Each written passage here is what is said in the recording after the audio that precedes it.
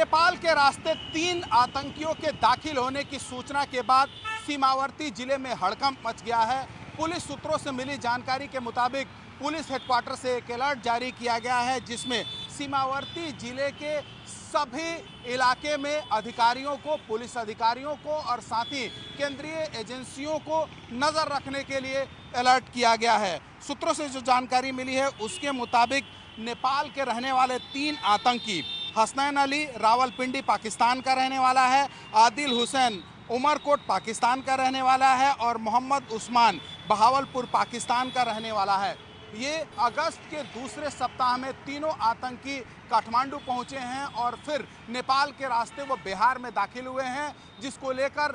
Police headquarter से एक alert जारी किया गया है। और न सिर्फ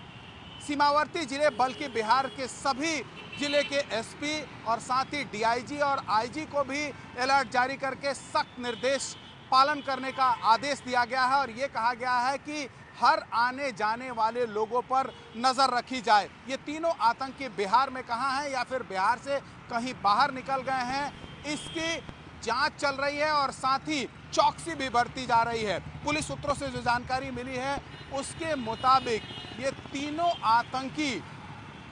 पहले काठमांडू पहुंचे और फिर काठमांडू से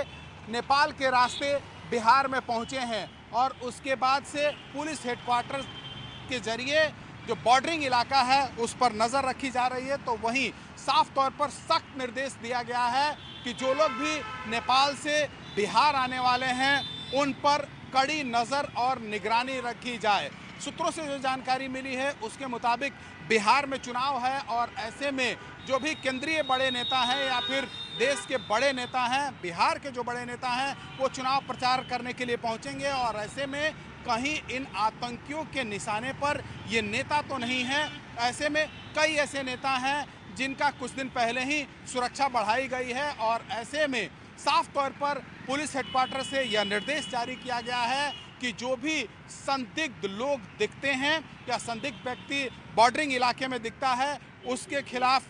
तुरंत उसको पकड़ के और फिर उसकी जांच की जाए। हालांकि जिन 3 आतंकियों का नाम सामने अब तक आया है उनका फ़ोटो और पासपोर्ट के साथ साथ उनका डिटेल्स भी बॉर्डरिंग इलाके में और सीमावर्ती ज़िले के एसपी और जो केंद्रीय एजेंसियां हैं उनको दी गई है और निगरानी और चौकसी बरतने का आदेश दिया गया है। तो वहीं पुलिस हेडक्वार्टर पूरे इस मामले का निगरानी भी कर रहा है। लेकिन जिस तरह से 3 आतंकी बिहार में नेपाल के जरिए दाखिल हुए हैं, ये साफ तौर पर दिखा रहा है कि कहीं ना कहीं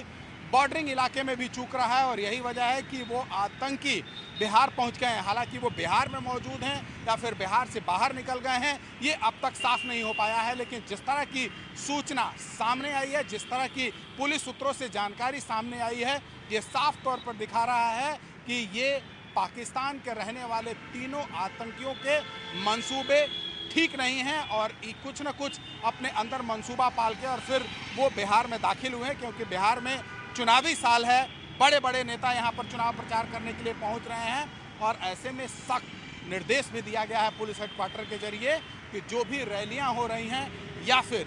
जो भी यात्राएं चल रही हैं उन पर भी पुलिस नज़र रखे।